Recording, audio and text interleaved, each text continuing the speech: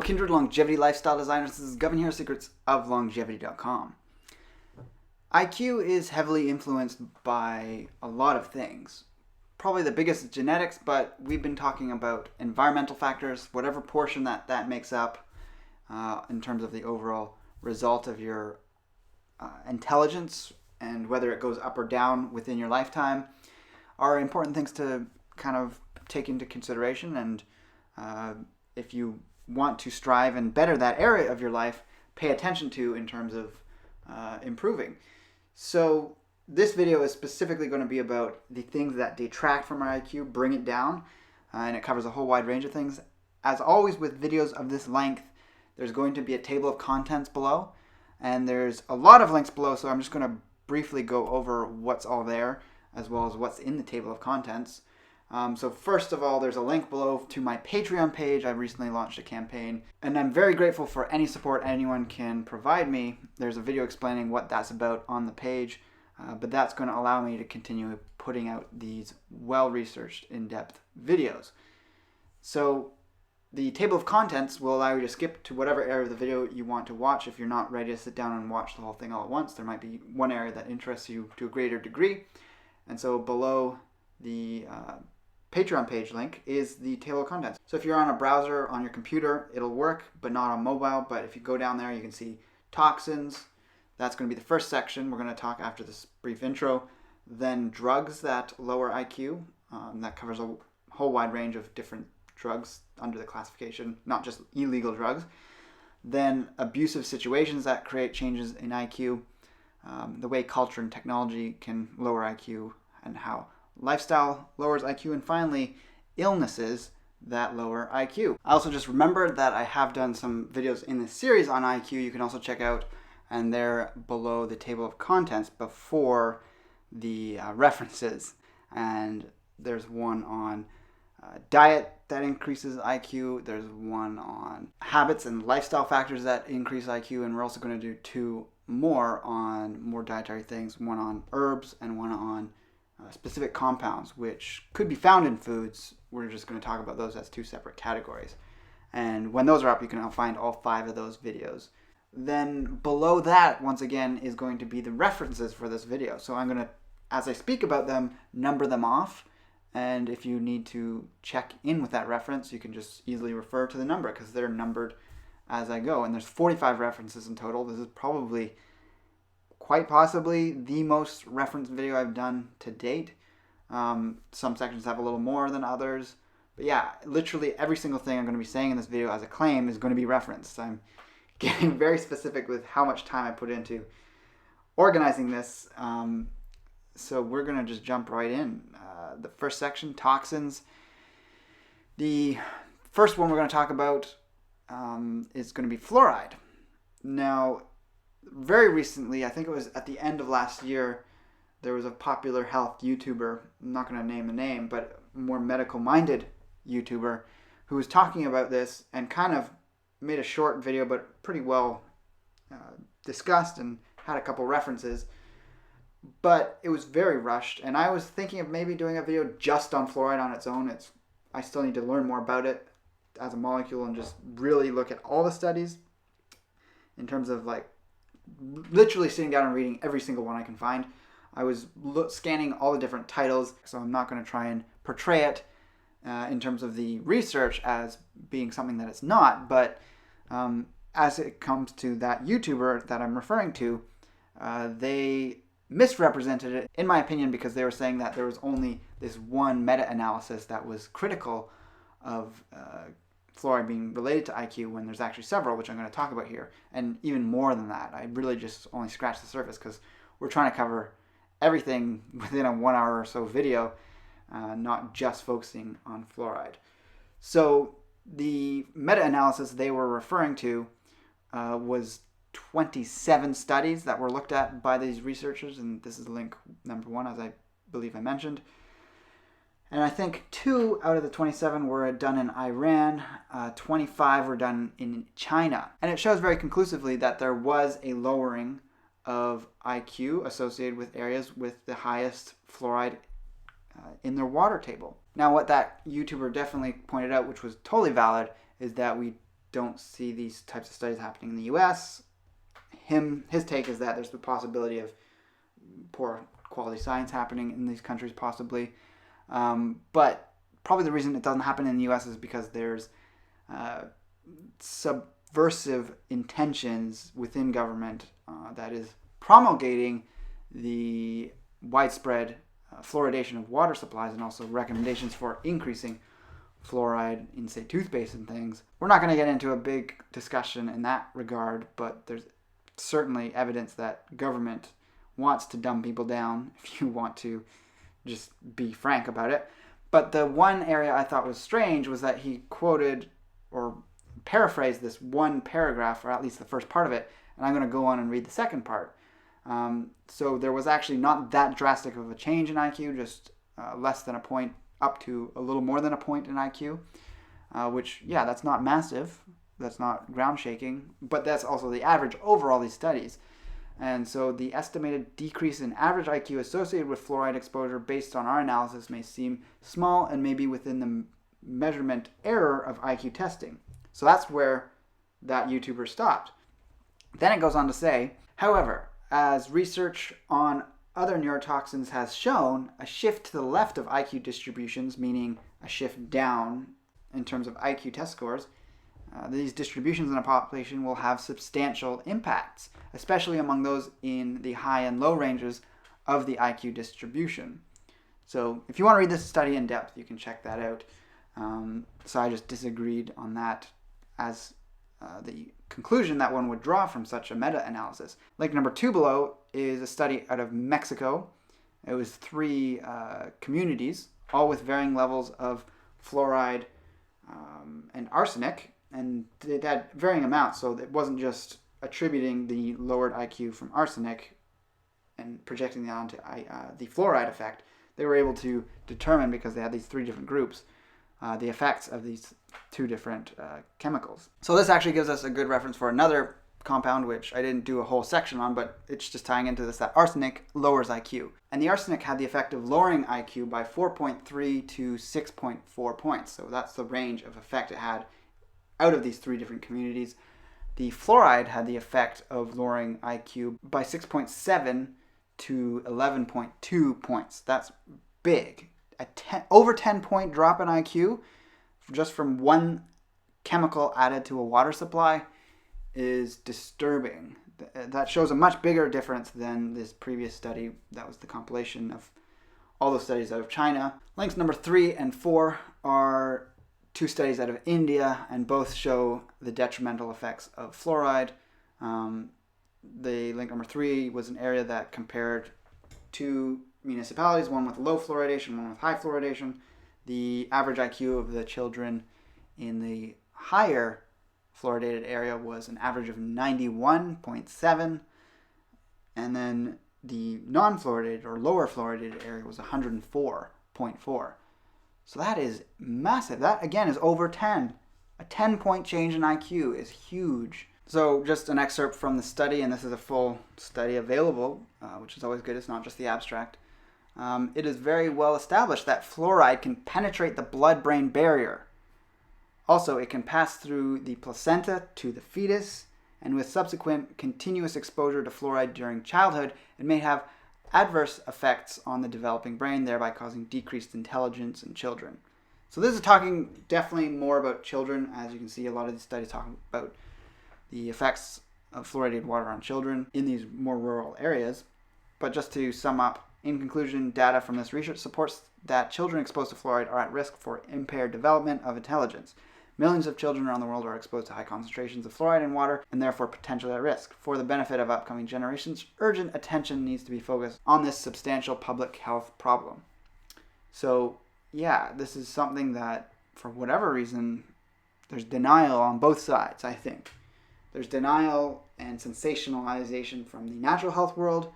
We need to be very specific about the facts if we want to get through to the denial of the medical or mainstream establishment that keeps pushing water fluoridation and excessive fluoride in various dental care products.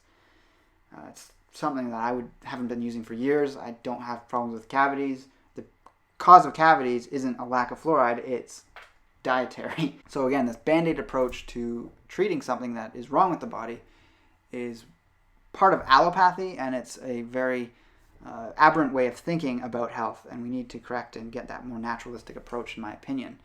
And this is a prime example of it. Next, we're going to actually talk about a couple things that are really obvious here, so we're not going to give as many studies for them. Lead. Obviously, lead is going to impact IQ. That's very commonly known in the public's awareness through media, and a couple decades back when it was removed from gasoline to paint to children's toys. And I just was throwing a study in here just to kind of continue that narrative if you hadn't heard of it before for some reason. Low-level lead exposure and children's IQ, a meta-analysis, and search for a threshold. So this study is actually trying to find what's a safe amount. And basically the study found that the safe amount of lead exposure to have absolutely no effect on IQ is so infinitesimally small, you just don't want to risk any lead exposures. Eliminate anything in your home that contains lead. Think of makeups. There's still makeups on the market of varying types that contain lead. I believe it's mostly out of lipsticks. I could be wrong, but you're putting on your face, girls, and it's going through and permeating into your bloodstream and decreasing your intelligence over time, affecting your unborn children to be or that you might be in the process of carrying. It's important to get rid of this stuff. Next up, we're going to talk about mercury. This obviously is not a good thing to be exposed to. So there's certain career types that you end up being exposed to mercury or mercury vapors. You want to quit these jobs or find ways to completely shield yourself from any exposure whatsoever, because it's actually very difficult to detoxify from the body. It really gets stuck right into our tissues once it's internal. So this was looking at specific workers.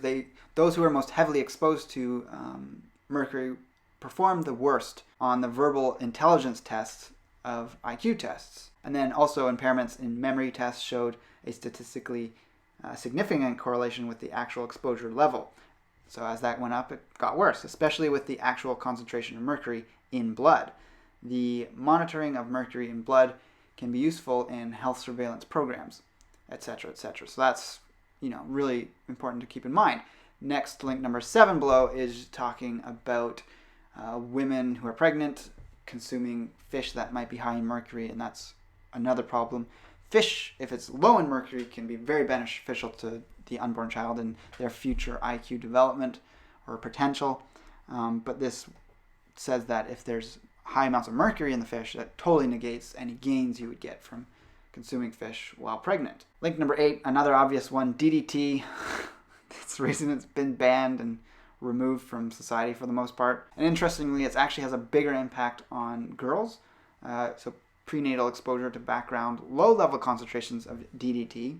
So very low levels. It's like many of these toxins, we don't need to have lowered levels. We need to have complete elimination of them from our surrounding environment that we interact with. So low-level concentrations of DDT was associated with a decrease in preschoolers' cognitive skills. That's several years later after exposure. These results should be considered when evaluating the risks and benefits of spraying DDT during anti-malaria and other disease vector campaigns. Next up, we're going to talk about aluminum. It is very important to understand how controversial aluminum has been. It's been quite a back and forth debate for almost 100 years, but it is very much connected with Alzheimer's. It's found in the tissue of the brain in people with Alzheimer's. That tells you that there's some association there. And so this first one, link number 9, just to read an excerpt from the abstract. Misconceptions about aluminum bioavailability may have misled scientists regarding the significance of aluminum in the pathogenesis of Alzheimer's disease. The hypothesis that aluminum significantly contributes to Alzheimer's disease is built upon very solid experimental evidence and should not be dismissed. Immediate steps should be taken to lessen human exposure to it, which may be the single most aggravating and avoidable factor related to Alzheimer's disease. So one thing you hear about, which is often maligned by sort of the medical establishment or just people who call themselves skeptics, but really they're pseudo-skeptics, the adjuvant of aluminum hydroxide, which is added to vaccines, does cause cognitive impairment or dysfunction. This is link number 10 below. We can see the effect that this has. So Another thing that was looked at was inflammation and residual itching and problems with the areas at the site of injection, which is pretty much always your arm. And yeah, the fact that this is remaining and continuing on, and that the aluminum hydroxide is found in that tissue as well as in other parts of the body is concerning. We can't just ignore this and dismiss it as those silly, non-scientific anti-vaxxers. So link number 11 is a study on the neurocognitive effects of aluminum. And this was interesting in that it showed those who already have higher IQs seem to have less effect from aluminum exposure than those with lower IQs or average IQ. So the theory is that people with higher IQ have various coping mechanisms within their body to deal with these things, and for whatever reason they can overcome them.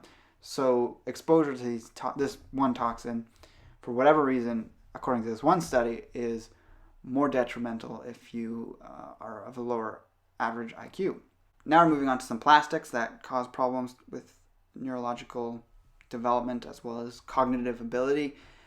And phthalates are a type of compound added to plastics that make them more flexible. So you see it in surgical tubing, hose as well. If you drank water out of the hose as a kid and you notice there's that flavor, you're probably getting a little bit of phthalates through that way of drinking water. I remember that as a distinct flavor, especially the hose sitting out on the lawn in the hot sun, and you go to drink from it and you're like, oh, the water's hot, but you just swallowed a bunch of water that was leaching plastic into it all day.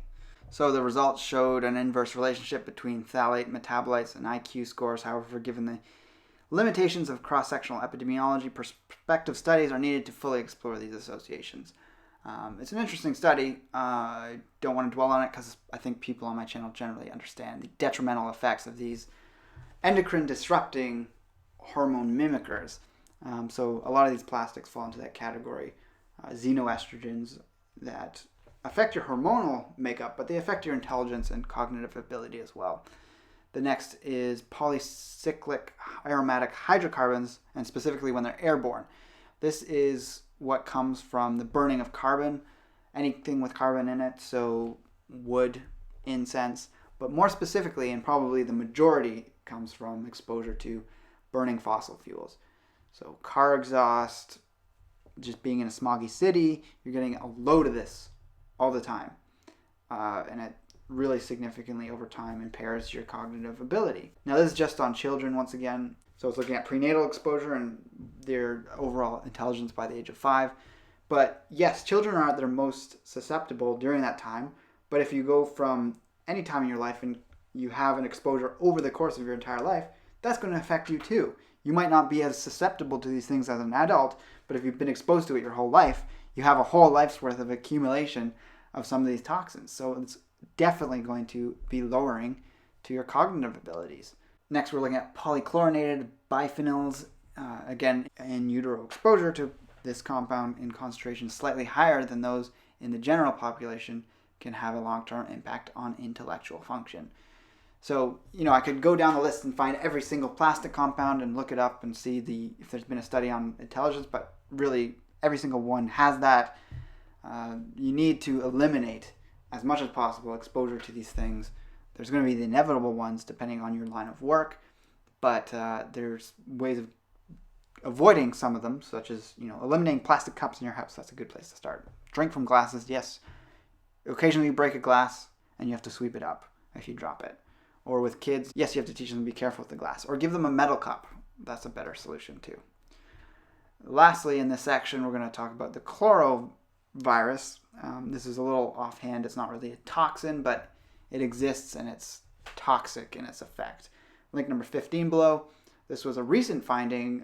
I was really surprised when I heard this study when it came out. People were attaching headlines and articles like random virus you can catch from people sneezing lowers your IQ. It's not quite like that, but this is something that you can run in from being exposed to people. It's just not that common from what I understand. But this is just a reason to stay away from people who are sick, to wash your hands when you're out in public. Yes, there's a lot to be said for being exposed to pathogens in the natural environment that can build our immunity, but we don't need to be exposed to viruses and things that are foreign from people who are very sick and have diseased tissue, basically. They have less vital tissues, thus more pathogens can accumulate within their body, and those can be passed on to you if you are exposed to them. So on to the next section, we have the drugs that affect intellectual ability. Now, the first thing here is actually an article written that goes over a wide variety of drugs. Basically, any drug that starts with anti, you can be guaranteed it impairs your memory, which memory is a big part of the profile that makes up the IQ test. So you have verbal IQ, you have memory IQ, but also not just long-term memory, but short-term memory and memory from voice versus memory from writing and reading. And the proper functioning of memory is tied in quite heavily with acetylcholine. It's the primary neurotransmitter involved in both memory and learning, actually. And there's a couple drugs that actually block its proper use in the brain, and they're called anticholinergic. So these you want to stay away from, obviously, but on the occasional use, they obviously can have some effect in terms of allowing you to cope with life, but you have to really examine why you're getting these minor symptoms in the first place. So a lot of these are over the counter. So these are things like Advil, Benadryl, Claritin, Dramamine, Excedrin PM, which is for pain and insomnia, Nitol, Pepcid AC for acid reflux, Sominex, Tagamet, Tylenol PM, Unisom, Zantac. Now also a lot of prescription medications do this. Everything from antihistamines, antidepressants, antipsychotics, antibiotics, antispasmodics, antihypertensives, and the list goes on. Then we also have things that are like painkillers, barbiturates, benzodiazepines such as Valium, Xanax, Ativan, Dalmane, and Ambien. You have scopolamine, atropine, and glycopyrrolate for Parkinson's, phenytoin or Dilatin for epilepsy. You have the opiate painkillers, heroin, morphine, codeine, naproxen, steroids, quinine. The list goes on and on. It's pretty disturbing. Lithium, methodopa, insulin, beta blockers, high blood pressure medication, interferons, chemotherapy drugs. Is there any drug I didn't mention within the pharmaceutical range? I guess heroin was included on this list for some reason, but it's not obviously a legal drug. Yeah, basically the whole assortment of pharmaceutical drugs. In almost every case, you have a high likelihood of impacting your memory abilities. So on to link number 17, marijuana. This is a controversial one, obviously, because it's getting a lot more press, positive press, for a whole wide range of things, and I'm very much for its use for specific health issues, but its general use seems to be associated, at least with childhood to teens to young adults, with lowered cognitive ability. And that's the stereotype of it, and people want to try and counter that with all sorts of claims. I experienced that when I was in school. I had lowered grades when I was smoking marijuana. I stopped by the end of my high school, and my grades rose by 10% quite quickly. If it is necessary for pain, for whatever inflammation you might have in your body, or whatever treatment you're undergoing, or as part of a treatment, by all means go at it. I'm going to do a video in the future on marijuana in more depth, because it has far more positives for specific illnesses than detriments, but I'm not such a big fan of it as a recreational drug. And one of the things people always refer to is it's healthier than alcohol. But is it?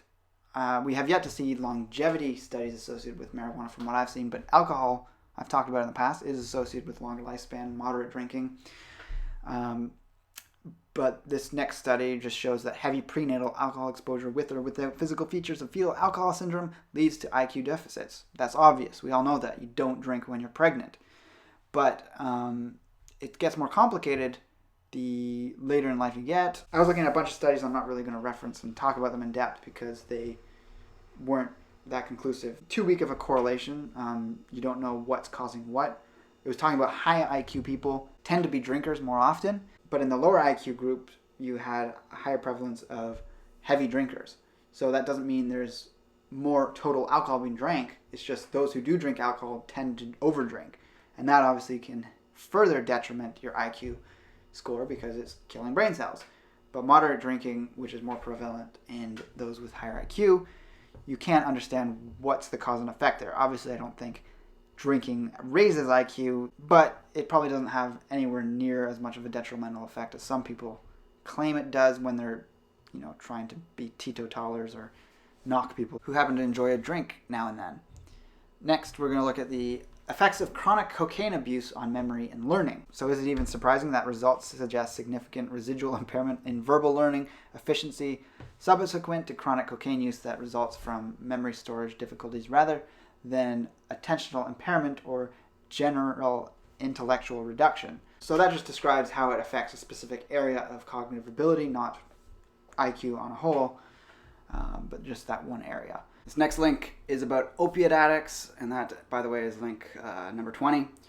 And although at the start of this section I talked about that long list of various drugs that caused all these memory issues, and opiate was actually included in that, but there wasn't a reference for it. Perhaps that person writing the article had access to another study, but it wasn't referenced. But this one, and there weren't many I could find about opiate use and how it affects IQ and cognitive performance. It appears to not have that big of effect, if at all, and comparing addicts to control groups and even epileptics, there was not that much of a big of a difference. And they're not testing people while they're on the drug, obviously. But they also then tested them after recovery in their avoidance of the drug after a long period of time, and they had improvements. So there's a degree of impairment while you're addicted to an opiate, according to this, but it's not causing long-lasting damage to the brain in the sense that it becomes almost permanent or extremely long-lasting, as we see from pharmaceuticals and all these other things, even cocaine. So that is something I wasn't expecting to see in looking into this. Lastly, we're going to talk about secondhand smoke. Link number 21 below. Again, another one of these obvious things that this is prenatal tobacco smoke and postnatal secondhand smoke exposure in child neurodevelopment. One thing I would question is what exactly within the smoke is causing this. Could be those polycyclic or aromatic hydrocarbons from burning carbon. Could be the 5,000 plus chemicals created when cigarettes combusted. I'd be curious to know the difference between pure tobacco versus a commercial cigarette and the effects it has. But all in all, we know from that earlier study that the burnt carbon, no matter what it is, whether it's wood smoke or incense, these cause problems as well. So that could be related in that regard, but there's almost certainly things within cigarette smoke and tobacco that in and of themselves are harmful, that are unique to it too. Otherwise you wouldn't have such big results in this study. So in this third section we're looking at abuse, and this is again largely looking at children and the effects that various things might have on them, whether it's intentional or not. Like in spanking, for instance, the first article below, which is link number 22. It's a Time article, and this just talks about how kids who get spanked may have lower IQs. I've talked about this quite a bit in previous videos, given references, so I'm not going to focus on it too much, but yes, there is a strong correlation with the more someone is spanked as a kid, the more intense it is, the more frequent, the more, if it extends to beyond spanking as well, hitting other parts of the body, the worse the potential outcome is. Now, just like anything else that is a detriment, it's not a 100% this causes that. So a lot of people who believe within themselves that spanking's fine, and they're fine because they were spanked and they turned out fine. First of all, you don't know what potential you might have had stunted by the discipline you experienced. And you also don't know what internal factors you may or may not have had that changed your reaction to it. So someone who might have the genes that predispose them to psychopathy, if they're not spanked, they might end up being totally normal, functional adult. But if they're spanked, they might turn into a serial killer. Now, that's an extreme example, but sociopathy or psychopathy is strongly correlated when they've done studies in the prison systems of people who've been spanked. People in prison have the highest rates of childhood abuse, spanking, sexual abuse, all these things. It changes your mental makeup at this most formative time in your life. And one of the things it affects is IQ. It literally short circuits the prefrontal cortex because you've done something. You don't understand necessarily why it's wrong you've done it, but instead of having it explained to you that you've had it done something wrong and why that's morally or ethically wrong within the household that you're growing up in, an adult spanking you short circuits and causes a spike in cortisol and the shutting down of the brain, and you lose neurons literally in that moment. So when you spank a child, that is what is happening. So this article refers to Murray Strauss and his long-lasting body of research. He's been studying corporal punishment since 1969, and he's found that kids who are physically punished had up to a 5-point lower IQ score than kids who weren't. The more children were spanked, the lower the IQs, and the effect could be seen not only to individual children, but across entire nations as well. Among countries Strauss studied, in those that were spanked, where spanking was acceptable, the average IQ of the survey population was lower than in the nations where spanking was rare. That's what they discovered. So, for example, in Scandinavia, they banned or made spanking illegal. And it's not to the degree that, if someone finds out that you spanked your child and they report you to the police, you're going to be arrested and thrown in jail. It's more of a warning type system. And obviously a parent that was consistently doing that would land in bigger trouble, but it was a very mild ban, so to speak. It's not like the war on drugs. There wasn't a war on spanking in Scandinavia, but they publicly admonished it, and that was several decades ago, and they have very low crime rates at this point within the native populations of Scandinavia.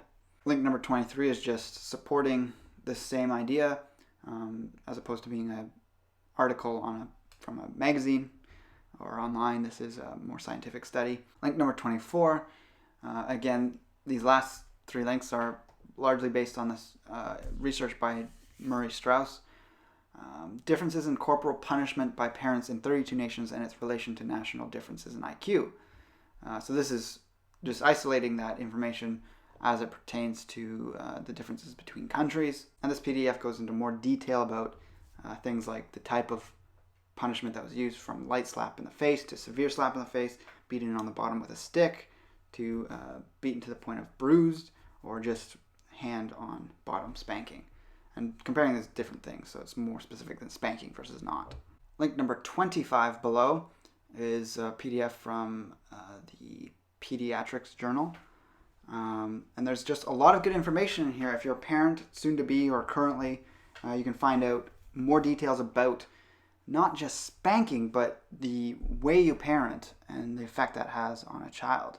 And again, we're bringing this all around to IQ, but it affects a whole wide range of behaviors.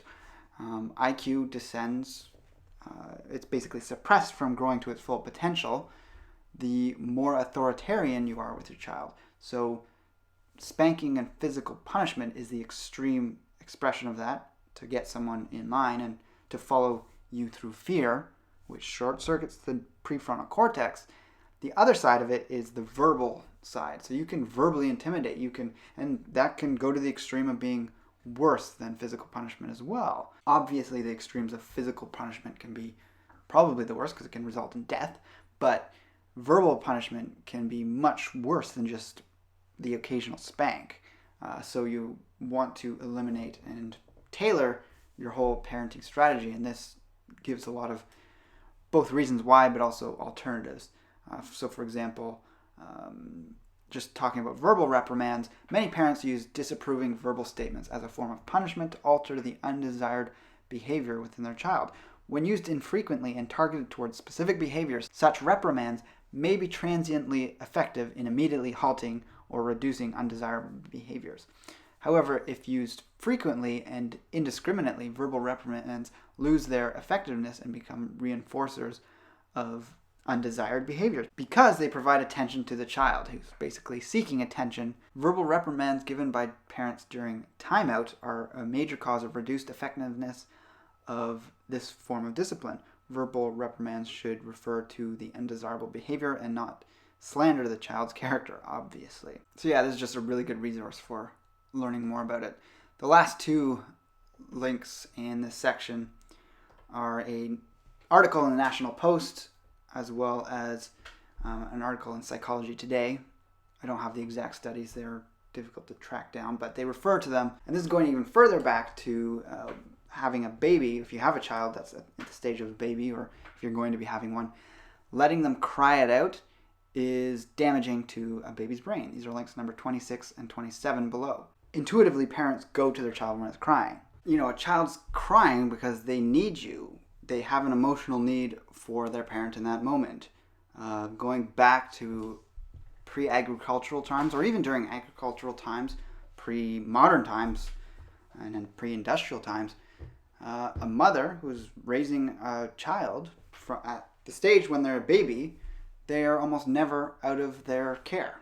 They'll be wrapped up in a sling if they're working in a field, or if they're gathering herbs in a hunter-gatherer type situation, or plants that they're going to consume. They're in a sling, they're on the back, they're nearby, they sleep with them in a basket in the bed, they're not in a separate room in a crib halfway across the house. So I don't totally understand at what point this distance parenting, like the babies are gross, we can't touch them, we want them to become children, to project our own hopes and desires and dreams onto them, but we're not going to empathize with them in any way. I don't know where this came about in recent history, but it's extremely detrimental to IQ. If you want to have a smart kid, that plays a role in perhaps living out the dreams you want them to attain for yourself, because you're selfish in that way, if that's why you had kids. Then you want to actually pay attention to them, especially in their most formative developmental years. It's not going to make them sissies. It's not going to make them dependent on you when they're older. This is how you raise an empathetic, human, healthy, smart being. So in this section, in culture and technology, we're just going to use a couple examples. There's obviously probably infinite numbers of examples of how things might negatively affect your intelligence. People develop sayings nowadays that things like, oh, I just watched this and I lost a few brain cells watching it, or I like reality TV and I feel stupid after watching it, but it's my crack or whatever.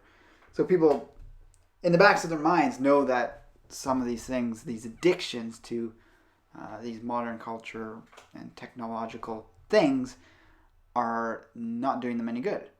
So number 28, pop music. This is interesting just from the standpoint that there's some correlation here. I don't know to what degree one could cause the other. So people who are more intelligent tend to listen to certain types of music more often. So this link just shows some examples of what those are from a survey. And it's comparing it to SAT scores. So this is obviously just a college age crowd. It's classical music is up on the upper side of the results, and then on the lower side of the results you have things like Lil Wayne, Beyonce. I don't even recognize some of these names. I guess they're more modern things. Fall Out Boy, that's pretty low. My Chemical Romance kind of sounds like a name that would carry some negative effects. And then there's obviously a lot in the middle. Led Zeppelin was thankfully kind of on the higher end of things. Norah Jones, U2, Counting Crows, Bob Dylan, Beck. Yeah, that's interesting. Modest Mouse is kind of towards the middle. And you can kind of just understand this. If you listen to the lyrics of a song, you kind of get an idea of, is this a really negative or a song made from someone that's gone through completely wretched upbringing and they're just like projecting all this out. And yes, people who go through a similar thing need that to relate to, and it helps them in life to some degree. I don't totally agree that it's necessarily progressing into a better place. I think it's actually quite cyclical that if, say, you're a depressed person, you listen to depressing music, you feel better while listening to it, but it doesn't cure your depression. You don't say, oh, that album was great. Now I'm going to move on and I'm going to be happy with my life. And I'm not saying that should be the purpose of music, but I'm saying, yes, if a low IQ person makes music, it's probably going to attract lower IQ people. Just like depressing music attracts depressed people. So this article doesn't make any claim that listening to a song will make you dumber, but I'm sure if you didn't like a certain type of music that was associated with a low IQ, if you forced yourself to listen to it it might have a negative effect. You might feel really bad, and it could have an effect. And the reason why it could, I think, is evidenced by some of these other links. So link number 29 is an article that says that there's new studies that suggest that watching reality TV shows like Jersey Shore might be making you dumber. So you can read about that article if you want to know more. The next one is another article talking about the effects of fast-paced cartoons. And this is in the journal Pediatrics again, as an earlier study was. And this talks about things like SpongeBob, which I think is more prevalent from the few cartoons I've glanced at. Nowadays, they seem to be getting more and more like schizophrenic and ADHD-like, and that's because attention spans are falling in children today, being born from poor nutrition, just the onslaught of various media being exposed to them at younger and younger ages. This is going to have very detrimental effects in the long run. And this paper really breaks that down, which is quite disturbing. So that same principle can be applied to various things in your life. Your music. What do you get when you listen to, say, modern dubstep? It kind of sounds like someone with very low attention spans that needs that extreme, shocking, drastic changes that happen fast. That's going to get the response in that. I'm not trying to point out specific genres here, and I'm sure there's more intelligent forms of these types of electronic music genres, but you have to kind of put into perspective of what are the trends in society, what are the trends in people's brains, and how is it changing people. Next, and the last link for this section, is link number 31, which is showing that when you're consuming media, the more you try to multitask, the more it affects your brain. So increasingly, people sit on the couch watching a game or watching some show. They're doing something on their phone. They're maybe watching two things online, skipping back and forth to two different YouTube videos. I do that myself. I need to stop it, apparently, now that I'm aware of this study and just actually how detrimental it is. I probably in the back of my mind realize it's not good, but these are habits we can start to change and be conscientious of focusing on one thing at a time. And it's not just applying to consuming video or information like that, but rather it includes going between instant messaging to your email, to watching a video, to plowing through your homework assignment, so even actual work that might not even involve your computer. This is impairing certain cognitive functions. So yeah, it's something that you need to keep in mind if you want to hone and strengthen the aspects of your brain that deal with attention and memory, and the way that you're able to store those memories so that they can be easily recalled later. The second last section here is on lifestyle, and one of the things I think people recognize as huge for good brain functioning is sleep. Most people know that after a night's sleep where you haven't had a full night's rest, cut short for whatever reason, or you just couldn't sleep that well, you have fuzzier attention span, you have less ability to be succinct and clear in your thinking. And so one way scientists have explored this is analyzing sleep apnea. So it's difficult to force people in a study to undergo sleep deprivation. It's quite obviously detrimental, especially over the long term. So sleep apnea, they already are experiencing disrupted sleep, and this study on 5-year-old children showed quite strongly that sleep apnea results in poor executive function and memory skills and lower general intelligence in 5-year-old children. And so yeah, for intelligence and maintaining it, sleep is king. The next study, which is link number 33 below, shows the same thing but with adults. And then on to link number 34, we're now getting into jet lag.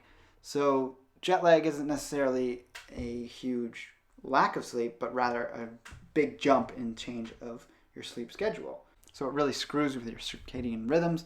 The conclusion of the study is that these findings support the view that circadian rhythm disruptions suppress hippocampal neurogenesis via a glucocorticoid independent mechanism, imposing pronounced and persistent impairments on learning and memory.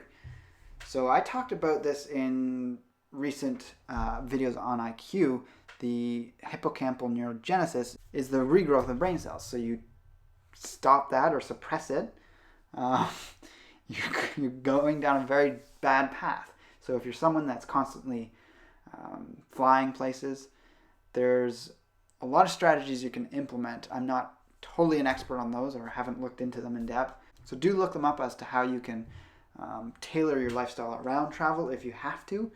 Ideally, you don't travel that much by plane to very drastically different time zones, but some of us have to do it. And to really emphasize how detrimental this is, this next study, which is link number 35, shows how flight attendants have a lot of detriments.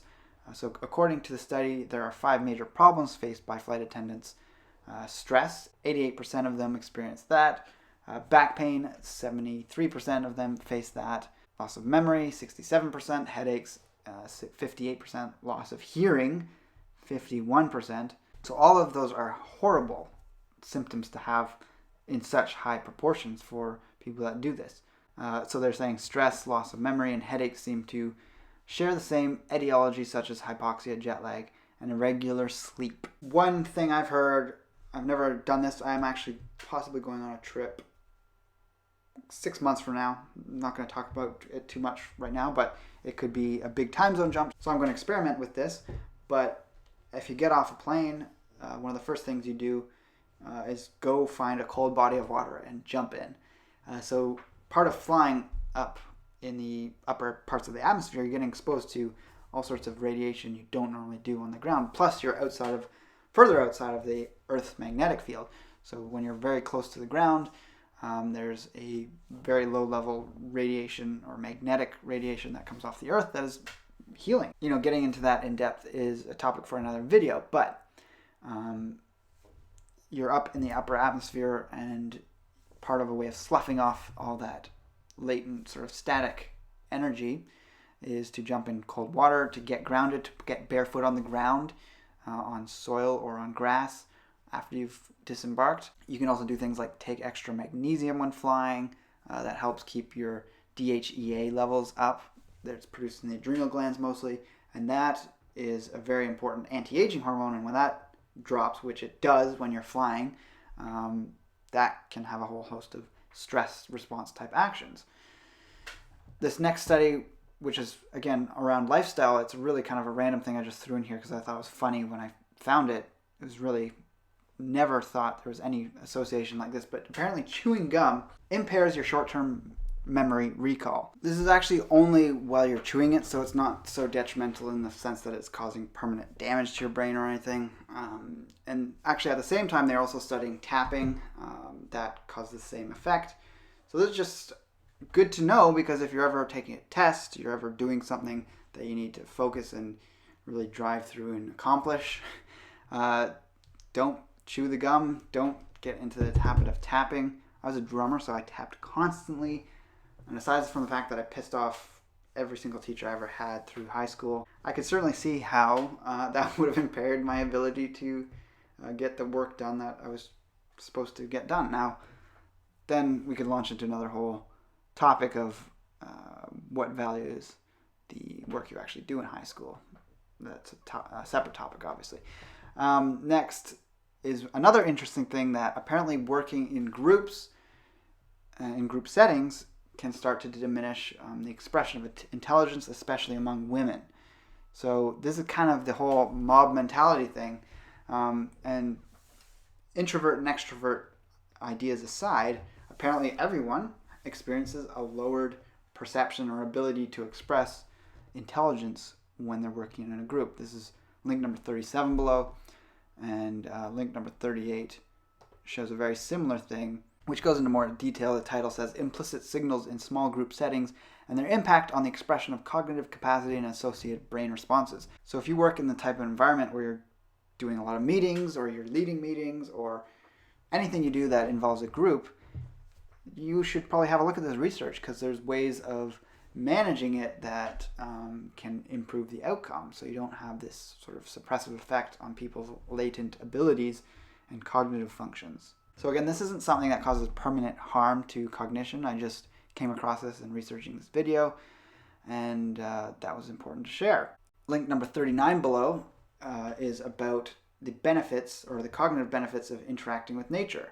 Now, this is another one of those things I think is blatantly obvious, But there's a distinct effect beneficially of being out in a green environment. It's not just the color green, it's being around plants, being around trees. And even though in this study they're saying we need to bring more green spaces into urban areas, and that's obvious to anyone that studied urban environments and urban development and things like that. But I'd like to take it a step further and make the pronouncement of a theory that the more wild a place is that you're going into, the greater the cognitive benefits are. If you know just from personal experience what it's like to walk through a park in a city versus walking through an actual densely thick woods area with very little human traffic, there's a profound difference. Of course, the people in the city, if they're going to go for a walk, they have the park there, and that's better than walking down the street with all the cars.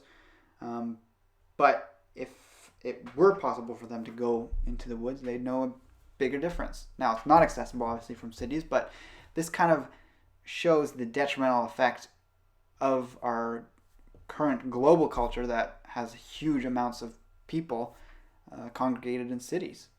It's not healthy for people, literally for their brain, for their body in other ways, from the pollutants that accumulate in the air around these places. And I definitely suggest that those who have never experienced this, but if you go to like an old growth forest with literally an area where people rarely, if ever, go, with very little overhead air traffic as well, the type of profound serenity and energy that exists in those types of settings is probably very inconvenient to study, first of all, but just from a personal experience standpoint, I think it's important to recognize that and to tailor our lifestyle around being able to obtain that on an intermittent basis.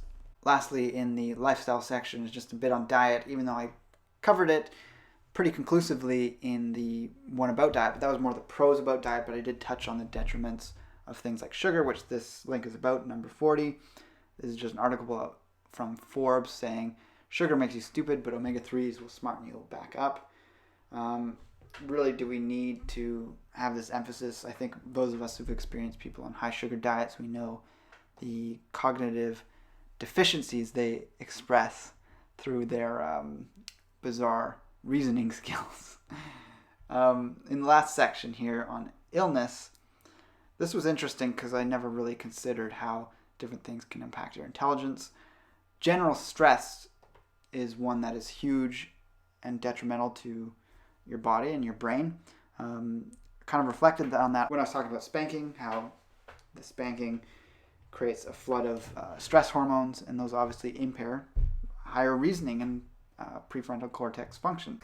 So the researchers in the study were using magnetic resonance imaging to look at the brains of participants, and they found that higher levels of cumulative stress within people were associated with less gray matter, so literally less brain matter in those who had perpetually experienced this stress. That's very disturbing. We know from the previous video I did on lifestyle factors that increase your IQ. The number one best thing I talked about at the end of it was meditation, because it literally grows your brain. This does the exact opposite. If you live a high-stress lifestyle, it shrinks gray matter. So this is a very basic thing you can start to counteract in your life by tailoring your lifestyle around reducing it. Link number 42 below is a study that really shows the effects that obesity has on brain function.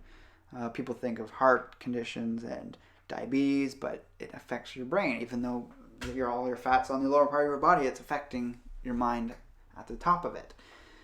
The way they study this, because it's very hard to obviously to study this because people get fat slowly over time and they lose fat slowly over time. So it's hard to get a before and after to that degree, but one way they've done this is surgery for obesity, bariatric surgery to literally make the stomach smaller. And because it's such a rapid change, making the stomach smaller so that they can't eat as much food, within 12 weeks, they're seeing big changes, and there's significant and measurable changes in their intelligence as well. So that's really important to keep in mind. Next, link number 43 shows that infections in the body, latent ongoing infections or big infections that you had at one point, you might have gotten rid of it, but it will have impacted your IQ, maybe in a subtle way, The longer ones over the long term have a bigger effect, but that study shows it. You don't want to eat an inflammatory diet, which is largely one of modern day processed foods. It's literally negatively impacting your cognitive abilities. The next link number 44, shows that type 1 diabetes results in cognitive dysfunction, and this is specifically because of the problems with blood sugar, and it impairs the brain function, and that actually permanently harms the brain. And this is a problem because it often happens in childhood, and it can be those first occurrences before it's fully diagnosed that cause the really big damage. And link number 45 really shows this because that focuses more on adolescents who develop the diabetes early in life have this problem. The other one was a more general look at a lot of studies, but this one really shows the problems for children that face this. So that's it. We got through everything. That was a lot of information. Thank you for sticking through it or watching any portion of this. I think this is important stuff to implement and be aware of, not just in the other videos I've done on IQ and implementing those things. We need to eliminate the things that are impeding us, because if you had every one of these things in concert, not that anyone would ever face everything all at once, you're going to see a big dip in IQ. It's all these little things that, when added up, cause the dramatic changes. So we want to tailor our lifestyle to have the best defenses against things that erode the parts of our brain that are associated with rationality and intelligence. So let me know what you think about this video in the comments below. Check out the links as well for my Patreon page if you want to throw some money my way on a regular basis to help me in producing these info-packed videos. That would be a huge help. Also look at the references, check out the past videos on IQ, and with that I'll talk to you again soon. Take care and embrace life without limits.